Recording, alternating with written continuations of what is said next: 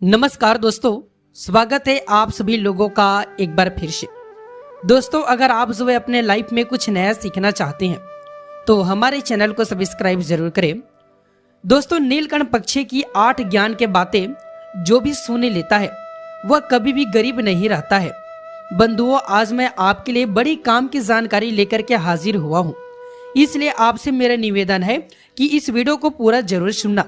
कहानी शुरू करने से पहले प्रिय दर्शकों, अगर आपने अभी तक हमारे चैनल को सब्सक्राइब नहीं किया है तो आप जो है हमारे चैनल को सब्सक्राइब कर लीजिए और सच्चे दिल से कमेंट बॉक्स में लिखे हर हर महादेव, ओम नमः शिवाय। प्रिय दर्शकों, किसी जंगल में एक नीलकंठ पक्षी का जो है जोड़ा रहता था। दोनों पति पत्नी एक दूसरे के लिए बड़े दिल जान से चाहते थे। नीलकंठ की जो पत्नी थी वह बड़ी जिज्ञासु स्वभाव की थी।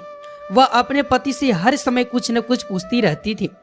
एक रात जब दोनों पति पत्नी गंगा के किनारे एक वृक्ष के डाली पर बैठे हुए थे तो नीलकंठ की पत्नी अपने पति नीलकंठ से कहती कि हे पिया जी, आज मेरा मन बड़ा ही व्याकुल है। आज मुझे बहुत ही ज्यादा बेचैनी हो रही है। हे पिया, कुछ ऐसा उपाय करो जिससे मेरा मन कुछ हल्का हो जाए। मित्रों, जब नीलकंठ अपने पत्नी की इन बातों के लिए सुनता है, इन बातों को जो सुनता है, तो नीलकंठ अपने पत्नी से कहता है कि हे प्रिय, ऐसा क्या कारण है जिससे तुम्हारा मन इतना ज्यादा व्याकुल है? आखिर मुझे ऐसा क्या करना चाहिए जिससे तुम्हारे व्याकुलता जो है दूर हो जाए? यह सुन करके नीलकंठ की पत्नी कहता है कि हे पिया, कोई ऐसा कहानी सुना जिससे सुन करके मेरा मन जो है कुछ शांति मिल जाए और कुछ ज्ञान जो है प्राप्त हो जाए। इसी प्रकार से नीलकंठ अपने पत्नी के लिए एक कहानी सुनाने लग जाता है और अपने पत्नी से कहता है कि हे प्रिय, आज तुम्हें मैं एक अमीर बहन और गरीब भाई की कहानी सुनाता हूँ। आज की कहानी सुन करके तुम्हें पता चल जाएगा कि भाई और बहन का रिश्ता कैसा होता है और एक बहन और भाई के लिए अपना रिश्ता कैसे निभाना चाहिए। साथ ही साथ तुम्हें आज की इस कहानी में जानने को मिलेगा कि आखिर मनुष्य गरीब क्यों हो जाता है, किन कारणों से मनुष्य गरीब हो जाता है। आखिर ऐसा कौन से काम होते हैं जिनके करने से मनुष्य गरीबी के दलदल में फंस जाता है, मतलब गरीबी के जो है दलदल में मनुष्य जो है फंस जाता है।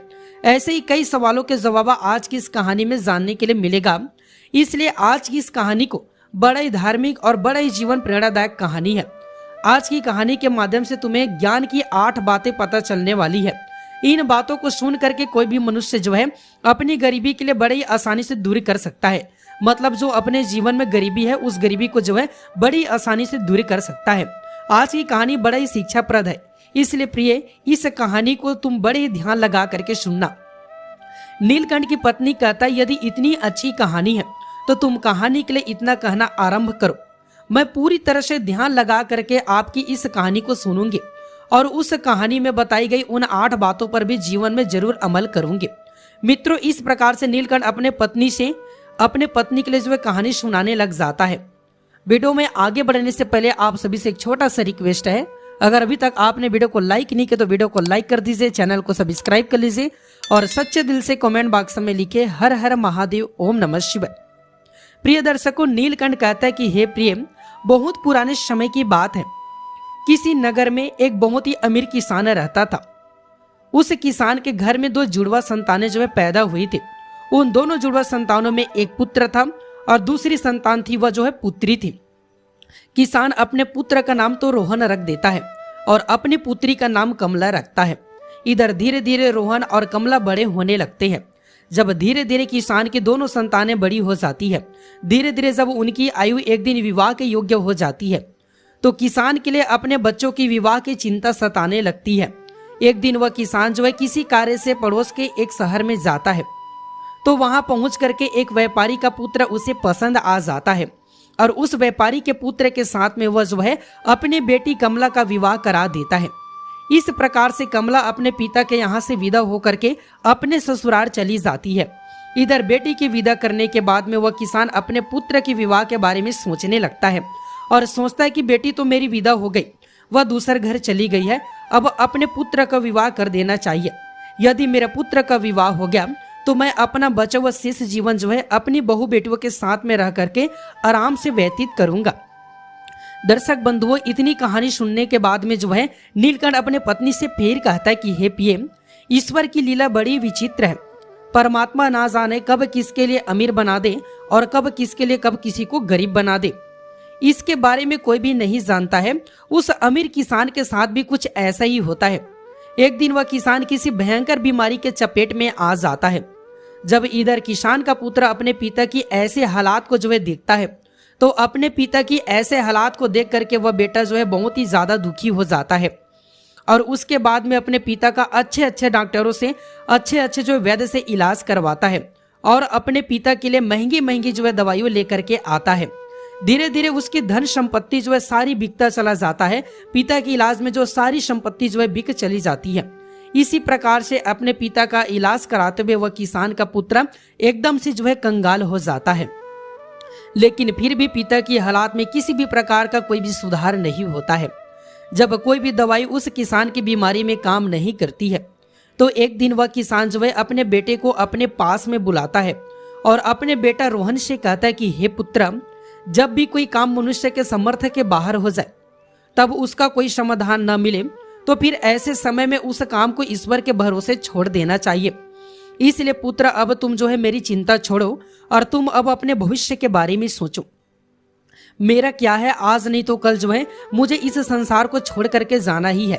इसलिए पुत्र, अब तुम मेरी चिंता करना छोड़ दो और अपना विवाह करके अपनी घर गृहस्थी बसा लो। अपने पिता के मुख से इन बातों को सुन करके रोहन एकदम से चुप हो जाता है। आखिर वो बेचारा कर भी क्या सकता था। उसके घर में जो भी जमा पूंजी थी, वह तो उसके पिता के इलाज में पहले ही खर्च हो चुकी थी।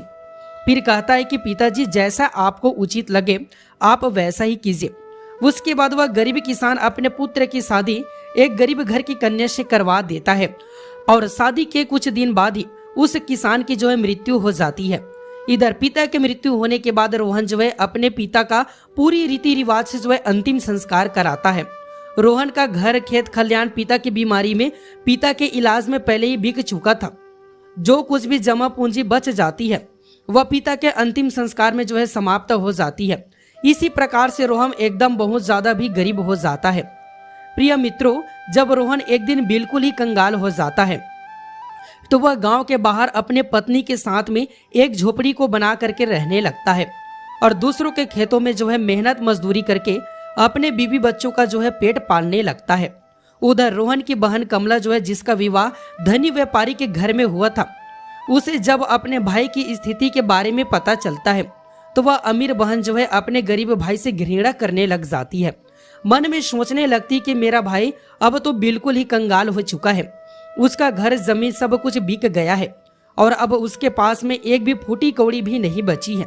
यदि ऐसे हालात में वह मेरी ससुराल आता है, तो उसे देख करके मेरी देवरानी और मेरी जेठानी मेरा बड़ा ही अपमान करेगी और मेरा मजाक उड़ाएगी कि तेरा मायके वाले तो बिल्कुल ही कंगाल है। ऐसे तो मेरे बहुत ही ज्यादा बदनामी होगी। इसी कारण से कमला अपने सगे भाई से रिश्ता तोड़ देती है। ना तो कमला अपने भाई के लिए अपने ससुराल बुलाती है और ना ही कभी अपने भाई के घर में जाती है। कमला के भाई रोहन को भी इधर अच्छी तरह से पता होता है कि मेरी बहन मुझसे नफरत क्यों करती है, इसलिए रोहन भी अपने बहन के ससुराल कभी भी नहीं जाता है। इसी तरह से कमला तो बड़े ऐसे आराम के साथ में अपनी ससुराल में अपनी जिंदगी गुजारती है। इधर रोहन मेहनत मजदूरी करके अपने पत्नी के साथ में झोपड़ी में रह करके किसी तरह से दिनों तो काटने लगता है। इधर नीलकंठ अपने पत्नी के लिए आगे फिर कहानी को सुनाते हुए कहने लगता है कि हे प्रिय, जब कुछ साल ऐसे ही गुजर जाते हैं। कुछ साल गुजरने के बाद एक दिन रोहन की बहन कमला के लड़के की शादी तय हो जाती है, लेकिन कमला अपने भाई के लिए किसी भी प्रकार का कोई भी निमंत्रण नहीं भेजती है। जब इस बात का पता रोहन को चलता है कि उसके भांजे की शादी होने वाली है, तो इस बात को सुन करके रोहन बहुत ही ज्यादा प्रसन्न हो जाता है और इस बात की खबर जान करके अपनी पत्नी सुशीला को बताता है कि मेरे बहन के बेटे की शादी है, हम सभी को बहन के घर पर चलना है। जब रोहन की पत्नी को इस बात की जानकारी होती है कि ननंद के बेटे की शादी है, तो वह भी इस बात को सुन करके बड़ी खुशी हो जाती है और सोचने लगती है कि चलो इसी बहाने से सही कम से कम मैं अपने ननंद से जा करके मिल जाऊंगी और उसके घर को देख करके आ जाऊंगी। वह बड़ी खुशी हो करके अपने पति से कहती है, मैं तुम्हारे साथ में जरूर चलूंगी, लेकिन पहले मुझे ये बताओ, क्या हमारी ननंद रानी ने हमारे लिए निमंत्रण भेजा है? अपने पत्नी के मुख से इन बातों को सुन करके रोहन बिल्कुल चुप हो जाता है। फिर रोहन अपनी पत्नी से कहता है कि हे प्रिय, न्योता तो नहीं आया है, पर मुझे यह दूसरे के द्वारा खबर मिली है कि हमारे भांजे की शादी है। लेकिन इसे क्या फर्क पड़ता है, आखिर वह तो हमारी बहन का बेटा ही है। तब सुशीला अपने पति से कहता है कि देखो, बात तो आपकी सही है कि आपके भांजे की शादी है, लेकिन बिना निमंत्रण के ननंद के घर का जाना उचित नहीं है और आपको भी वहां नहीं जाना चाहिए। रोहन अपने पत्नी को समझाता है कि कहता है कि प्रिय, कमला के ससुराल वाले आदमी है, उन्हें हमारी याद नहीं आ रही होगी, या फिर हो सकता है कि उन्होंने हमें न्योता भिजवाया होगा, लेकिन न्योता वाला पर्चा हमारे पास तक नहीं पहुंचा हो। इसलिए प्रिय, तुम किसी भी प्रकार की कोई भी सोच विचित मत करो। बच्चों को तैयार करके मेरे साथ तुम बहन के घर के लिए चलो। अपने पति की इन बातों को सुन करके सुशीला कहने लगती है, हे पिया, यदि तुम जाना चाहते हो तो तुम जा सकते हो, लेकिन बिना निमंत्रण के मैं नहीं जाऊंगी। जब पत्नी के मुख से ऐसे बातों को सुन करके रोहन कहता है, ठीक है, यदि तुम्हारी यही इच्छा है तो तुम बच्चों के साथ घर पर ही रहो, मैं अकेला कमला की ससुराल के लिए चला जाता हूँ। यदि ऐसे में मैं भी नहीं गया तो मेरी बहन की देवरानी जेठानी मेरे बहन के लिए बात बात पर ताना मारेगी और उसे कहेगी कि खर्चा न हो जाए, इसलिए तेरे भाई नहीं आया है। इतना कह करके रोहन घर के अंदर से बाहर चला जाता है। इधर नीलकंठ आगे अपने पत्नी को कहानी सुनाते हुए कहता है कि हे प्रिय, रोहन जो था वह बहुत ही ज्यादा गरीब हो चुका था।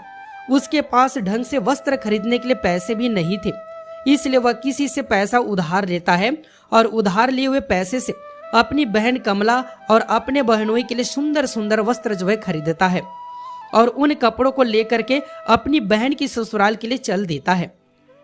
उधर पैदल चलते चलते रोहन के लिए सुबह से शाम हो जाती है। तब कहीं जा करके वह अपने बहन के दरवाजे पर पहुंचता है और दरवाजे के एक तरफ जा करके खड़ा हो जाता है। बेचारा दरवाजे पर ही खड़ा होकर के अपने बहन के आने का इंतजार करता है। तभी कमला की जेठानी की नजर रोहन पर पड़ जाती है और वह रोहन को पहचान लेती है। रोहन को देखने के बाद कमला की जेठानी जा करके कमला को बताती है कि हे कमला, आज तेरा भाई तेरे घर आया है, तेरे दरवाजे पर खड़ा है। जब कमला इधर अपनी जेठानी के मुख से इन बातों को सुनती है तो वह अपनी जेठानी से पूछने लगती है कि हे बहन, यदि तुमने मेरे भाई के लिए मेरे द्वार पर खड़ा देखा है तो मुझे यह बताओ, मेरे भाई मेरे ससुराल में किस हालात में आया है और मेरे भाई ने आखिर कैसे कपड़े पहने हैं। तो उसकी जेठानी कहती कि तुम्हारा भाई फटे पुराने वस्त्र पहन करके तुम्हारे द्वार पर खड़ा है, वह तुम्हारे आने का इंतजार कर रहा है। यह सुन करके कमला गुस्से में भर जाती है और सभी के नजरों को बचाते हुए अपने भाई के पास में पहुंचती है। इधर रोहन जब अपनी बहन कमला के लिए अपने पास आते हुए देखता है तो खुशी के मारे उसका चेहरा खिलखिला उठता है। अपनी बहन को देख करके रोहन की आंखों में आंसू टपकने लगता है। उसके बाद कमला अपने भाई को अपने साथ में लेकर के सभी की नजरों से बचाते हुए अपने घर के अंदर सबसे अंदर वाले कमरे में ले जाती है और कमरे में ले जा करके उसे पूछने लगती कि हे भाई, तुम्हारे पास आखिर किसने न्योता भेजा था जो तुम यहाँ चले आए। तब रोहन कहता है कि बहन, तुमने तो अपने भाई के लिए बिल्कुल ही भुला दिया है, लेकिन किसी के मुंह से मुझे पता चला गया है कि मेरे भांजे की शादी है, इसलिए मैं तुम्हारे लिए और तुम्हारे बेटे के लिए नए वस्त्र नए कपड़े लेकर के आया हूँ। अपने भाई के मुख से इन बातों को सुन करके कमला कहने लगती कि हे भाई, तुम्हें इस तरीके से बेशर्म की तरह मेरे घर में नहीं आना चाहिए था। तुम इस तरीके से फटे पुराने कपड़े पहन करके मेरे घर तक क्यों चले आए हो? यह मेरे लिए बड़ी लाज की बात है। कम से कम अपनी नहीं तो मेरी इज्जत का तो ख्याल करते। कम से कम तुमने मेरे मान सम्मान का ख्याल तो किया होता। आखिर तुम्हारी तो कोई इज्जत नहीं है, कम से कम तुमने हमारी इज्जत के बारे में सोचा होता। कमला के मुख से ऐसे कुट शब्द सुन करके वह मजबूर भाई कलेजा छीनने हो जाता है, मतलब उसके कलेजा छलनी हो जाता है। तब रोहन अपनी बहन के कदमों में गिर करके माफी मांगने लगता है और कहता है कि हे बहन, मुझे क्षमा कर दो। मुझे नहीं पता था कि मेरी वजह से यहाँ तुम्हारी बदनामी होगी। तुम्हारी बदनामी ना हो, तुम्हारी देवरानी जेठानी तुम्हें ताना ना मारे, इसलिए मैं तुम्हारे लिए वस्त्र लेकर के आया हूँ। यदि मुझे यह बात पहले ही पता होती कि तुम मेरी वजह से इतना ज्यादा अपमान हो जाएगा, मतलब तुम्हारी मेरे वजह से इतना ज्यादा अपमान हो जाएगा कि तुम्हें मेरे आने से इतना बुरा लगेगा, तो मैं तुम्हारे दरवाजे पर कभी भी नहीं आता। भला मैं यह तो सोच करके आया था कि मेरे भांजे की शादी है, यदि मैं नहीं पहुंचूंगा तो मेरी बहन के लिए बहन की देरानी जेठानी ताने मारने लगेगी। रोहन की बात को सुन करके कमला का जो है गुस्सा शांत हो जाता है। तब वह रोहन से कहती कि चलो, जब तुम आ ही गए हो तो मेरी एक बात तुम कान खोल करके सुन लो। जब तक मेरे बेटे की शादी नहीं हो जाती है तब तक तुम इसी कमरे में बंद रहना और भूल कर भी इस कमरे से बाहर निकलने की गलती मत करना, वरना तुम्हें देख करके मेरी इज्जत जो है 2 कौड़ी की हो जाएगी। लोग कहेंगे कमला का भाई तो भिखारी है। जब भोजन बन जाएगा तो मैं तुम्हें भोजन की थाली तुम्हारे कमरे तक पहुंचा दूंगी। तुम भोजन खा करके चुपचाप पिछले दरवाजे से अपने घर के लिए चले जाना। रोहन कहता है ठीक है बहन, मैं आज रात को यही तुम्हारे घर से अपने गांव के लिए चला जाऊंगा, मगर मेरी तुमसे एक विनती है।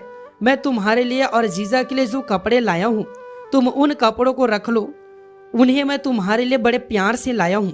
तब कमला अपने भाई से कपड़ों को लेकर के कमरे के बाहर चली जाती है और जाते समय बाहर से उस कमरे की जो है कुंडी को लगा जाती है। रोहन उस अंधेरे कमरे में बैठ करके अपने बहन के वापस आने का इंतजार करने लगता है। साथियों, इन कहानी को सुन करके नीलकंठ फिर चुप हो जाता है। तब नीलकंठ की पत्नी कहता है कि हे प्राणनाथ, बहुत ही प्यारी कहानी है, आगे सुनाओ, इस कहानी में आगे क्या होता है। तब नीलकंठ कहानी को आगे सुनाता है। हे प्रिय, इधर तो रोहन उस अंधेरे कमरे में बैठा हुआ है, अपनी बहन के लौटने का इंतजार कर रहा होता है कि मेरे बहन मुझे भोजन लेकर के लौट करके वापस आती होगी, आज तो मुझे स्वादिष्ट भोजन खाने को मिलेगा। उधर वह निर्मोही बहन जो है अपने भाई को उस कमरे में बंद करके अपने घरेलू काम धंधे में लग जाती है। शादी के काम धंधे में इतना ज्यादा खो जाती है कि अब तो उसे याद भी नहीं रहता है कि भाई मेरे यहाँ कमरे में बंद है, मेरे लौटने का इंतजार कर रहा है। दर्शक बंधुओं, इधर जैसे जैसे समय बीतने लगता है, भूख प्यास की वजह से रोहन झटपटाने लगता है और उसकी हालात भी खराब होने लगती है। तब रोहन अपनी बहन के लिए आवाज लगाता है, लेकिन उसकी आवाज के लिए कोई भी नहीं सुनता है। इसी तरह से रोहन के लिए उस अंधेरे कमरे में पड़े पड़े 3 दिन बीत जाते हैं। इधर रोहन के लिए अपने बीवी बच्चों की जो है याद आती है। रोहन सोचता है यदि कोई नहीं आया तो मैं भूखा प्यासा इसी कमरे में मर जाऊंगी। यदि मैं मर गया तो मेरे बीवी बच्चों का भला क्या होगा, मेरे ना होने पर कैसे मेरे बीवी बच्चे का पालन पोषण होगा। रोहन इधर यह सोचते सोचते बेहोश होने लगता है। तभी किसी काम की वजह से कमला की जेठानी जो है कमरे के पास से गुजरती है। जब रोहन के कानों में कमला की जेठानी की पायल की आवाज सुनाई देती है, रोहन अपनी पूरी ताकत से उस कमरे का दरवाजा पीटने लगता है। जब कमला की जेठानी के कानों में उस दरवाजे की आवाज आ जाती है तो दरवाजे को खोल करके देखती है तो अंदर में जो है रोहन को देख करके चौंक जाती है और रोहन से पूछने लगती कि हे भाई, तुम्हें इस कमरे में किसने बंद किया था। रोहन इस बात का कोई जवाब नहीं देता है। जब कमला की जेठानी दोबारा पूछती है तो रोहन इस बात को छुपा लेता है। वह झूठ मूठ कह देता है कि मैं इस कमरे में आराम कर रहा था, तभी किसी ने गलती से बाहर से दरवाजे की कुंडी को लगा दिया है और मैं इस कमरे में बंद हो गया हूँ। बहन, यदि तुम आज नहीं आती तो मेरा प्राण जो है पखेरु उड़ जाता। और इतना कहने के बाद रोहन जो है घर के पिछले दरवाजे से चुपचाप बाहर निकल जाता है और इधर अपने घर की सीधे लगा लेता है। 3 दिन का भूखा प्यासा बेचारा रोहन जो है अपने घर के लिए चल देता है। अंत में वह चलते चलते काफी दूर निकल जाता है। उसे ठीक से रास्ता नहीं चली जा रही थी, उसे एकदम चलते चलते चक्कर आने लगता है। जैसे ही रोहन का सिर चकराता है और वहीं पर उसी समय जमीन पर गिरने वाला होता है, तभी वहां पर कहीं से एक बूढ़ी माँ आ जाती है और वह बूढ़ी माँ रोहन के गिरने से पहले ही रोहन को संभाल लेती है। दर्शक बंधु, जब कुछ घंटे बाद रोहन के लिए पुनः दोबारा होश आता है तो रोहन स्वयं को एक बूढ़ी माँ की गोद में लेटा हुआ पाता है। बूढ़ी माँ एक पंख लेकर के उसके ऊपर हवा कर रही थी। होश आने के पश्चात रोहन खड़ा हो जाता है और खड़ा होने के बाद में उस बूढ़ी माँ को कहता है कि हे माँ, तुम कौन हो। मित्रों, इतनी कहानी सुनाने के बाद में नीलकंठ थोड़ा सा विश्राम कर लेता है और विश्राम करने के बाद नीलकंठ जो है अपने पत्नी के लिए इससे आगे की जो है कहानी सुनाने लग जाता है। नीलकंठ आगे कहता है कि हे प्रिय, जिस बूढ़ी माँ की गोद में वह बेचारा रोहन लेटा हुआ था, वह बूढ़ी माँ साक्षात देवी माँ थी। इधर रोहन की पत्नी सुशीला जो है रोज उस देवी माँ की पूजा किया करती थी और पूर्ण श्रद्धा भाव से देवी माँ की भक्ति किया करती थी। इसलिए जब रोहन चक्कर खा करके गिरने वाला होता है तो उसी समय पर तत्काल देवी जो है प्रकट होकर के रोहन को संभाल लेती है और रोहन का सिर जो है अपने गोद में रख करके उसे जो है अपनी गोद में सुला लेता है। जब रोहन का होश आता है तो वह देवी माता के लिए प्रणाम करके अपने घर के लिए वहां से चलने लगता है। तभी उसी समय पर बूढ़ी माँ कहती कि बेटा, तुम भला कहाँ से आ रहे हो और इधर कहाँ जा रहे थे। तब रोहन बताता है कि हे माँ, मेरी भांजे की जो है शादी थी, इसी वजह से मैं जो है अपने बहन के घर से आ रहा हूँ और इधर मेरा गांव है, मैं अपने गांव के लिए जा रहा हूँ। तो बूढ़ी माँ रोहन से कहती है, बेटा यदि तुम बुरा ना मानो तो मैं तुमसे एक बात पूछना चाहती हूँ। तब रोहन कहता है, पूछो माँ, तुम मुझसे क्या पूछना चाहती हो। बूढ़ी माँ पूछती कि बेटा यदि तुम अपने बहन के घर से आ रहे हो, जैसे कि तुमने बताया कि वहां पर शादी थी, तो फिर तुम खाली हाथ कैसे जा रहे हो। क्या तुम्हारी बहन ने तुम्हारे बीबी बच्चों के लिए कुछ भी नहीं भेजा है। बूढ़ी माँ के मुख से ऐसे बातों को सुन करके जो है रोहन की आंखों में जो है आंसू आ जाते हैं। रोहन उसके बाद में उस बूढ़ी माँ को अर्थात देवी माँ को सारी बातें जो है बता देता है। इस प्रकार से रोहन के मुंह से जो है पूरी घटना जो है सुनने के बाद में वह बूढ़ी माँ कहती कि हे पुत्रा, तुम किसी भी प्रकार की चिंता मत करो, जो हुआ उसे भूल जाओ, उसे जाने दो। यहाँ से कुछ दूरी पर मेरा एक बगीचा है, उस बगीचे में अनेकों प्रकार के फल लगे हुए हैं। तुम उस बगीचे में चल करके फल खा करके अपना पेट भर लो, क्योंकि तुमने 3 दिनों से कुछ भी नहीं खाया है। जब तुम्हारा पेट भर जाएगा तो तुम कुछ फल तुम अपने बीवी बच्चों के लिए भी तोड़ करके रख लेना। जब तुम्हारी बीवी बच्चे जब भी तुमसे मिलेंगे तो पूछेंगे कि तुम अपने बहन की ससुराल से क्या लेकर के आए हो, तो तुम कह देना कि मेरी बहन ने तुम्हारे लिए फल भेजा है। ऐसा करने से बेटा तुम अपने बीवी बच्चों के सामने जो है शर्मिंदा होने से बच जाओगे और इससे तुम्हारी मान प्रतिष्ठा भी बची रहेगी। रोहन इस प्रकार से जब बूढ़ी माँ की इन बातों को सुनता है तो रोहन बूढ़ी माँ के बगीचे में पहुंच जाता है और बगीचे में नाना प्रकार के फल जो है लगे हुए थे। जब रोहन जो है वृक्षों से फल तोड़ करके खाने लगता है और जब उसका पेट भर जाता है तो कुछ फल को जो है तोड़ करके वह अपने थैले में रख लेता है। यह सब करने के बाद में रोहन उसी बूढ़ी माँ से आज्ञा लेकर के अपने घर के लिए चला जाता है। तब बूढ़ी माँ रोहन से कहती कि हे पुत्रा, जाते समय तुम मेरी इन 8 बातों को सुन करके जाओ, यह तुम्हारे जीवन में बहुत ही ज्यादा काम आएगी। इस प्रकार से बूढ़ी माँ रोहन के लिए 8 बातें जो है बताती है। इन 8 बातों को सुन करके रोहन जो है अपने घर चल देता है। जब रोहन फलों से भरा हुआ उस थैले को लेकर के अपने घर पहुंचता है, रोहन के छोटे छोटे बच्चे और रोहन की पत्नी जो है रोहन के पास में आते हैं और पूछने लगते हैं, पिताजी तुम बुआ के घर से आ रहे हो, आखिर बुआ ने हमारे लिए क्या भेजा है। यह सुन करके रोहन जो है अपने हाथों का थैला जो है अपने पत्नी को थमा देता है और थैला देने के बाद रोहन घर से बाहर निकल करके चला जाता है।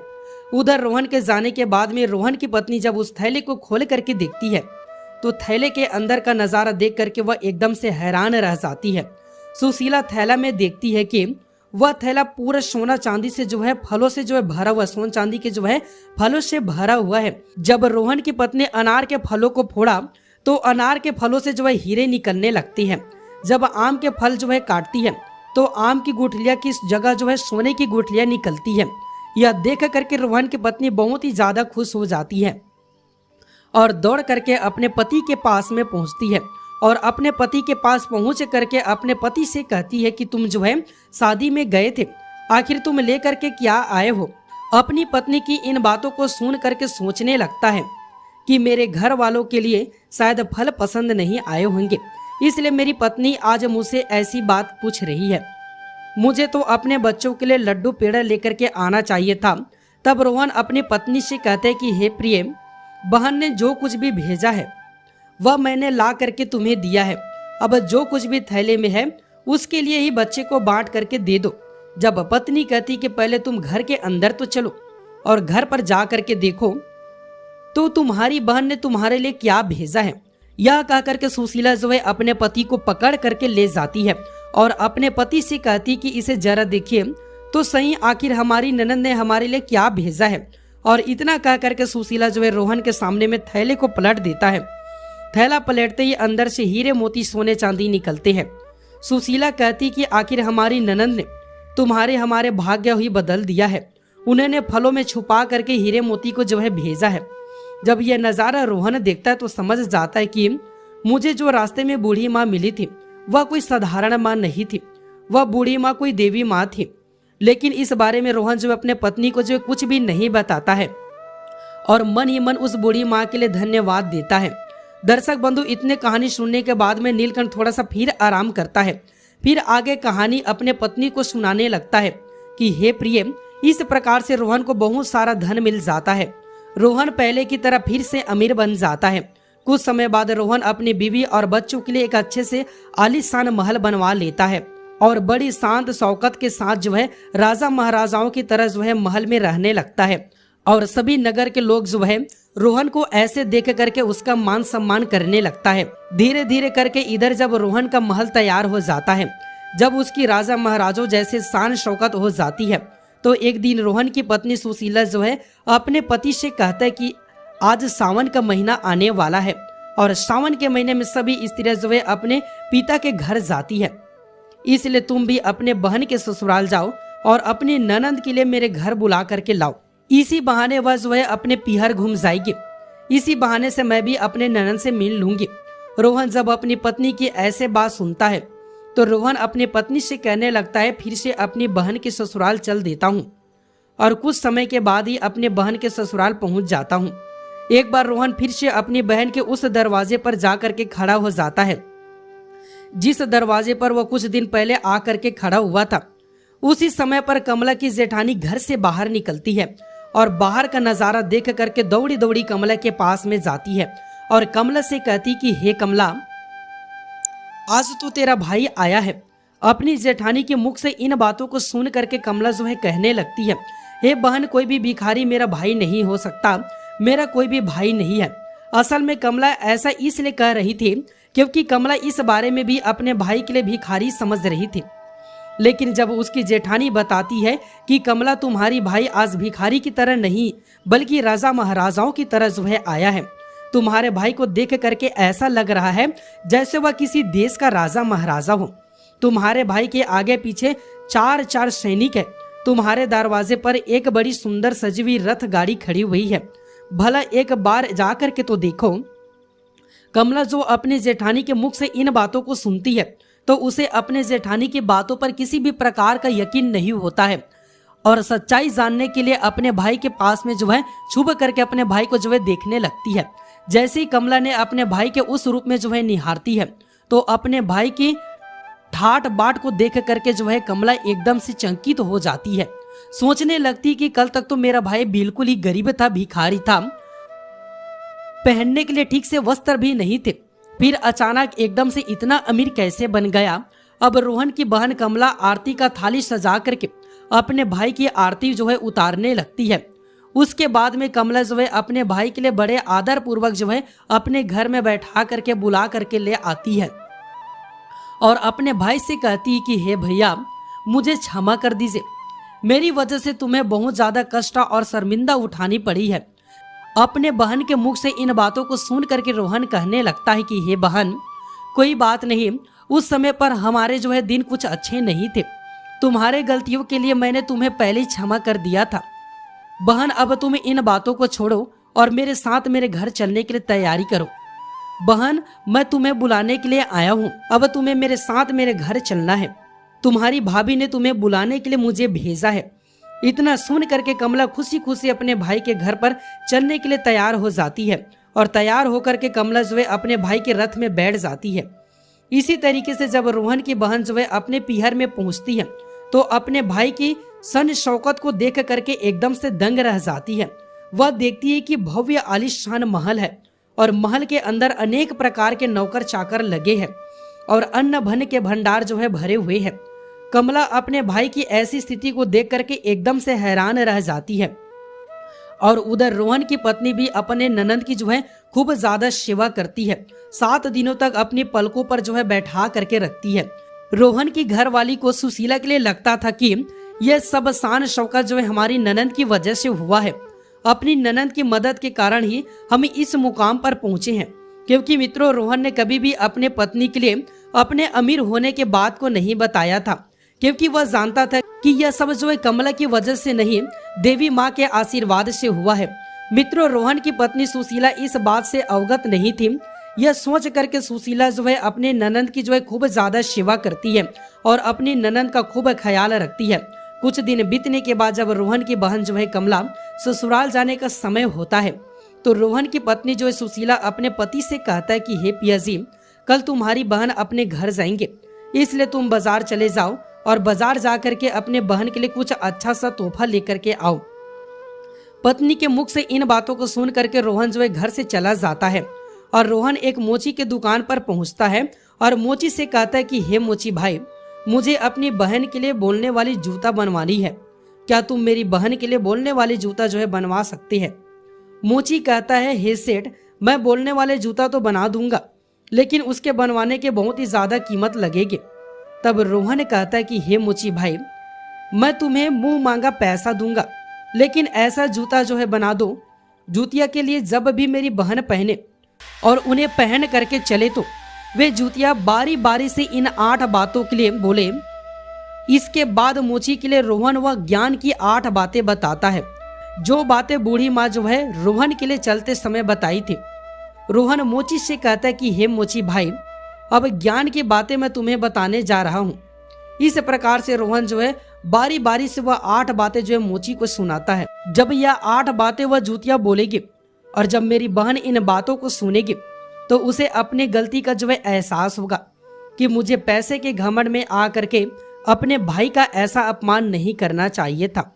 प्रिय दर्शकों, आशा करता हूँ हमारे द्वारा बताए गए ज्ञानवर्धक कहानी आपको जरूर पसंद आया होगा। वीडियो पसंद आया तो वीडियो को लाइक कीजिए, चैनल को सब्सक्राइब कर लीजिए और सच्चे दिल से कमेंट बॉक्स में लिखिए हर हर महादेव, ओम नमः शिवाय।